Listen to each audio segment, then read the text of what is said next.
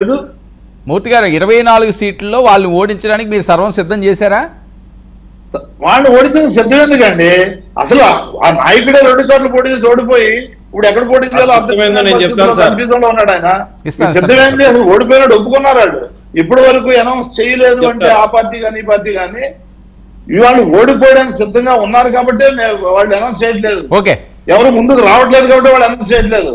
వస్తే వాడు ఎక్కడ పారిపోతాడో, ఒకవేళ అరకొరగా ఎవడైనా నిజంగా పోటీ చేయడానికి సిద్ధంగా ఉన్నా అనౌన్స్ చేస్తే భయపడిపోయి ఈ వేవ్కి ఎక్కడ పారిపోతాడని భయంతో మీరు వాళ్ళ అనౌన్స్ చేయలేకపోతున్నారని ప్రజలు నమ్ముతా ఉన్నారు. ఎందుకు అనౌన్స్ చేయలేరు మీరు? జనసేన అనౌన్స్ చేయలేదు. జనసేనని తెలుగుదేశం ఓడిస్తుంది, తెలుగుదేశం జనసేన ఓడిస్తుంది. చాలు, అది వాళ్ళే ఓడించుకుంటారు. ఓకే కిరణ్, ఎందుకు ఇప్పటి వరకు అనౌన్స్ చేయలేదు? తెలుగుదేశాన్ని జనసేన ఓడిస్తుందట, జనసేన తెలుగుదేశాన్ని ఓడిస్తుందట. సార్ ఇప్పుడు దాకా వైఎస్ఆర్సీపీ ఒక క్యాండిడేట్ అని అనౌన్స్ చేసిందా సార్? ఎందుకు సార్ అట్లా పచ్చబద్దాలు చెప్తాడు ఆయన డిబేట్ కి వచ్చి? వైఎస్ఆర్సీపీ 5-6 లిస్టులు చెప్పారు సార్. 5-6 ఎమ్మెల్యేలు ఉన్నారు. ఇప్పుడు అది కూడా ఫస్ట్ లిస్ట్ లో అదే కాన్స్టిట్యున్సీకి వేరే అభ్యర్థులు పారిపోతారు. ఎందుకంటే మా అభ్యర్థులు చాలా క్లియర్ గా ఉన్నారు. 150 మంది ఎమ్మెల్యేలుగా ఉన్నారు, 22 మంది ఎంపీలుగా ఉన్నారు. ఉన్నవాళ్ళు కూడా చాలా క్లియర్ గా ఉన్నారు. జగన్మోహన్ రెడ్డి గారు ఏది చెప్పారు చేయడానికి సిద్ధంగా ఉన్నారు.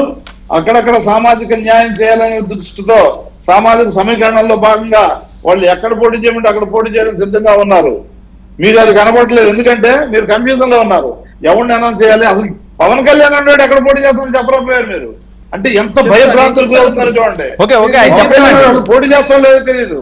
సోషల్ మాధ్యమాల్లో 2 చోట్ల పోటీ చేస్తాం మళ్ళీ అంటారు. 2 చోట్ల పోటీ చేసి ఓడిపోయాడు కాబట్టి 2 చోట్ల మళ్ళీ పోటీ చేయించి ఆ గౌరవం దక్కించుకుందాం అనేటటువంటి నమ్మకాన్ని ఇవ్వడానికి బిల్డప్ చేస్తా ఉన్నారు. కానీ అది కూడా మూర్తి గారు మాట్లాడేవండి, ఆయన చెప్పలేవండి సమాధానం. కిరణ్, ఆయన చేసిన ప్రశ్నలు అన్నిటికీ కూడా సమాధానం కావాలండి. నేను చెప్తాను సార్, నేను చెప్తాను. ఇది జూమ్ అవటం వల్ల ఆయన మాట్లాడినప్పుడు నేను మాట్లాడలేకపోతున్నా, అది వాయిస్ ఓవర్లాప్ అవుతుంది. నేనేం చెప్తా ఉన్నానంటే 5-6 లిస్టులు వచ్చినాయి సార్. ఏ ఒక్క దాంట్లో కూడా అభ్యర్థులు స్టాటిక్ గా లేరు. ఫస్ట్ లిస్ట్ లో వాళ్ళు సెకండ్ లిస్ట్ లో వచ్చేటప్పటికి అదే కాన్స్టిట్యున్సీకి ఇంకో అభ్యర్థిని ప్రకటిస్తారు. ప్రకటించిన ఎంపీ అభ్యర్థులు మాకు వద్దు బాబోయ్ అని చెప్పి పారిపోతారు. ప్రకటించిన ఎమ్మెల్యే అభ్యర్థుల ప్లేస్ లో ఇంకో ఎంపీ అభ్యర్థిని తీసుకొచ్చి అక్కడ క్యాండిడేట్ అని పెడతారు. ఇంత చేసి వీళ్ళు 175 గెలుస్తామని చెప్పి డబ్బాలు కొట్టుకున్న వీళ్ళు ఒక్క నియోజకవర్గంలో కూడా ఈ ఇన్ని లిస్టుల్లో కూడా ఒక్క వ్యక్తిని కూడా ఇతను మా క్యాండిడేట్ అని చెప్పుకోలేని దుర్భరమైన పరిస్థితిలో ఈ రోజు వైఎస్ఆర్సీపీ ఉంది. మీ పరిస్థితి ఏంటి? సమన్వయకర్తలు చెప్తా ఉన్నారు.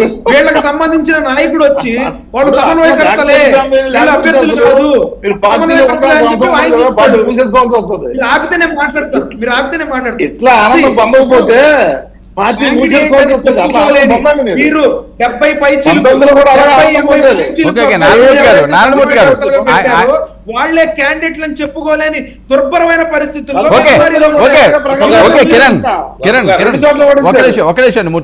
మూర్తి గారు ఆయనది సిగ్నల్ ప్రాబ్లం వస్తున్నది. ఒక్క నిమిషం ఆయన మాట్లాడేకి మీకు ఇస్తాను. కిరణ్, పవన్ కళ్యాణ్ గారు అంటే ఎక్కడి నుంచి పోటీ చేస్తున్నారు సార్? నేను చెప్తున్నా, నేను చెప్పేదానికి ఆయన సమాధానం చెప్పుకోవచ్చు. తర్వాత మధ్యలో ఎందుకు దూరిపోతాడు ఆయన? నేను చెప్పేది ఏంటంటే ఈ రోజు అభ్యర్థులు ఆగండి సార్, ఒకసారి ఆగండి. ఎంత తలదించుకునే పని? ఒకసారి ఆగండి. పార్టీ నాయకుడు ఎక్కడి నుంచి పోటీ చేస్తున్నాడో చెప్పలేని దుర్భర దుస్థితిలో ఉన్నారు అంటే ఇక పార్టీ నాటున్నా నేను. ఆ పార్టీ ఓట్లు అడిగే నేను మాట్లాడుతున్నా ఏ మొహం పెట్టుకొని ప్రజల దగ్గరికి నాయకుడు ఎక్కడ పోటీ చేస్తున్నాడో తెలియదు. నారాయణమూర్తి గారు ఒక్క నిమిషం ప్రశ్న అడిగారు, ఆయన సమాధానం చెప్పనివ్వండి. ఓకే నారాయణమూర్తి గారు మీరు అడిగారు, ఆయన చెప్పనివ్వండి. సార్ నేను మాట్లాడుతుంటే 2 నిమిషాలు కూడా ఆయన ఆపుకోలేని దుర్భరమైన పరిస్థితిలో ఆయన ఉన్నాడు. నారాయణమూర్తి గారు ఒక్క నిమిషం అండి.